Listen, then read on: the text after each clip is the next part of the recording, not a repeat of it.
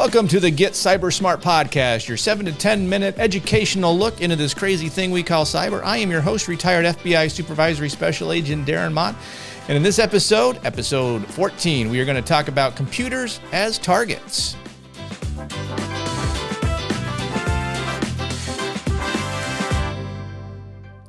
So, as always, I want to thank you for taking the time to listen to this podcast or watch it on YouTube, however you are consuming it. This particular episode is going to take a slightly different approach to some of the other episodes. We're going to take what we have learned up to this point, as we talked about cyber threats, cyber risk, things like that, and discuss specifically the impact those threats have on the true targets of cyber threat activity, and that is the computers themselves. Because really, from a cybercrimes perspective, while people become victims, they are not directly targeted personally in the sense of targeting their well-being, their safety in general. Now, certainly when you talk about cyber terrorism, some of that activity, the ancillary impacts can have that personal impact problem. But for the most part, what we're talking about here is the main target that our adversaries are looking for, and that is going to be the computers, because that's kind of where the information is. There's a famous quote, I forget who it's attributed to, Willie Loman, Billy the Kid or whatever, but why do you rob banks? Because that's where the money is. So in this case, why do hackers attack computers? Because that is where the information is. So as we take a look at this, we are talking about computers as targets. So what I mean by that specifically is that all cyber threats target computers in one way, shape, or another. In the FBI, we used to call these computer network exploitations, computer network intrusions, things like that. They were computer networks that were being targeted by the bad guys to get information out of them. And it's largely focused on the compromise of the data and information within those networks. So when you think about a cybercrime, be it criminal activity, be it nation-state actors, be it even cyber terrorism, cyber warfare, they're looking to impact data. Now, we're going to have another discussion at another time about crimes against children, because a lot of that has moved to the cyber world. And in that respect, those crimes don't necessarily target the computers. They are using the computers as a tool. And that's a whole different thing altogether. What we're talking about right now, the majority of cyber threats are targeting computers as their main victim, really, because again, that's where the data is. So when we talk about this, we're specifically talking about three things: the confidentiality of the information. In other words, how safe is it? So if you think of, take China for an example. China stealing intellectual property from networks. They are looking to steal information that is proprietary to companies, that is important to national defense, things like that. So they're looking to compromise the confidentiality of that information. You also have the integrity of the information. Is it real? Is what the information you're seeking from that network really what it is? So, what are examples of this? Well, let's go back to our China actor. A lot of these podcasts, I'm going to use China as the bad guy, but it's a well-earned title. But when we talk about the integrity in the information, is do we trust that information that we are looking at? So, for example, let's take business email compromise. Well, I was going to use China. So let's say China steals information for an important intellectual property item, and they replace it with some fake information. That's the integrity of the information that we're talking about. Now, there's other ways around this. You can actually use the integrity of the information offensively. In other words, let's say a company has designed a new piece of intellectual property, a new missile system, let's say. I live in Huntsville, a lot of missiles, rocket stuff built here. So if we talk about missile systems, from an offensive perspective, I would create a folder if I had a new project, and I would put fake information in it. In other words, the integrity of that information is not real. So if a bad guy steals it, then they're getting bad information. That's more of an offensive operation, which we'll talk about down the line some other time. But, so you worry about the confidentiality of the information, you worry about the integrity of the information, and the big thing, you worry about the availability of the information. Ransomware is big in this area. In other words, when ransomware hits a network, it makes it impossible for legitimate network users to access that information. So again, what are ransomware users targeting?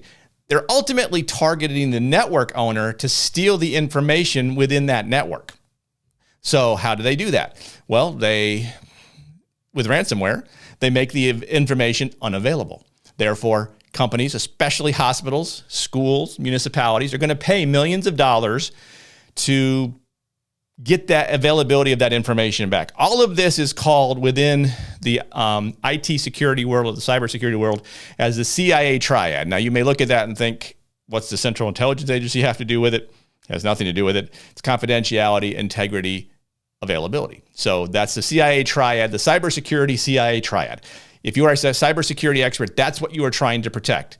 Either the confidentiality of the information, the integrity of the information, or its availability. So what are some examples of cases? I'm going to use FBI cases in the past that are examples of all three of these: confidentiality, integrity, availability. So the Morris worm is really the first cybercrime. If I was ever to give a test on the Get CyBUr Smart podcast, the first question I would say was, what was the first cybercrime? And it's the Morris worm. So in 1988, the internet was just kind of standing up, getting going. There weren't a lot of computers attached to it, about 60,000, I believe. And Robert Morris was a researcher who wrote some lines of code, introduced it onto the internet, and that code ended up multiplying and taking about 10% of what existed as the internet offline at the time. So that particular worm impacted the availability of the information because of what it did. I also dealt a little bit with the integrity of the information because it changed some file structures. But that was really the first cybercrime. Now, what happened to Robert Morris? Well, he was arrested, said what he did, got probation and slap on the wrist, and don't do that again. Solar Sunrise in 1998 was intrusion into the Pentagon. So the Department of Defense put together a huge task force to deal with who's hacking the Pentagon because they found someone rooting around in the network. So did it really impact the confidentiality, integrity, or availability of the information? In this case, it really did not. I don't think the intruders knew what they were looking at other than they knew they were in the Pentagon. So I don't have any information that says they impacted any part of the CIA triad. But certainly one of the key provisions of the main statute that the government prosecutes people under is Title 18, Section 1030, the Computer Fraud and Abuse Act. And what that does is if you have unauthorized access to a computer network, you can be arrested. Pretty simple. So in this case, they had 3 people who got into it, a 19-year-old Israeli guy, 2 17-year-old California kids.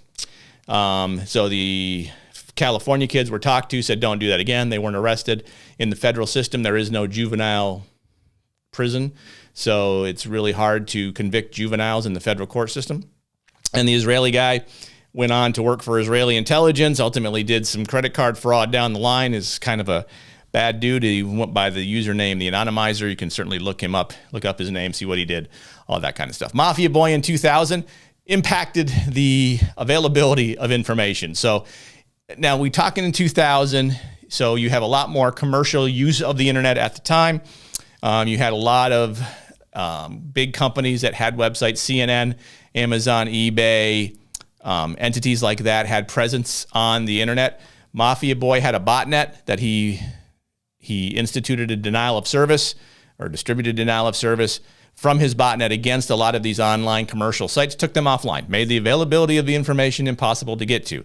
Possibly put some of the integrity of it at risk also as these companies brought their stuff back up. Could they trust what was on their network after this particular denial of service? In general, they could. But Mafia Boy was a 16-year-old Canadian kid, ultimately arrested. You can actually find a video on YouTube of him talking about his regret of doing all this. Do I trust him? I don't know. I believe he's a cybersecurity expert now, so whoever says crime doesn't pay wasn't paying attention in the cyber world, because certainly there's a lot of cyber criminals that are making out, but hey, God bless him. But you can find that on YouTube. Mafia Boy regrets his decision, so you can hear more about what he did and things like that. The Royal Bank of Scotland intrusion had to do with the confidentiality of the information.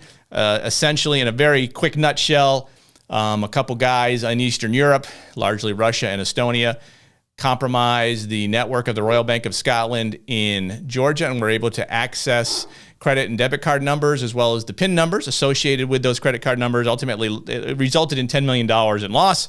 So they took confidential information and used it to make financial gains. The main guy on that, or not, let me rephrase that. One of the main guys in Estonia was actually arrested, brought back to the United States for trial, and got convicted. You can actually, for most of these cases, you can look up more information on them if you want to give you a little more detail as to what happened with these cases. Buckshot Yankee in 2008 had to do with a lot of things, integrity of the information. This was believed to be a Russian intelligence operation where there were thumb drives dropped into parking lots at U.S. military bases in Europe. So people would walk through the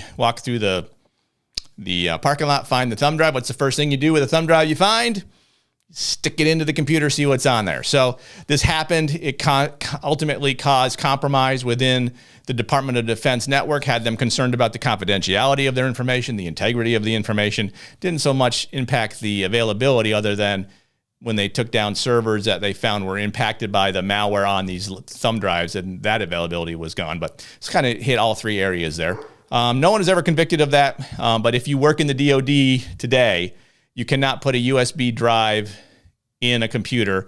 There's ways around. There are security ways to do it, but for the most part, the general end user, the USB ports are all blocked out.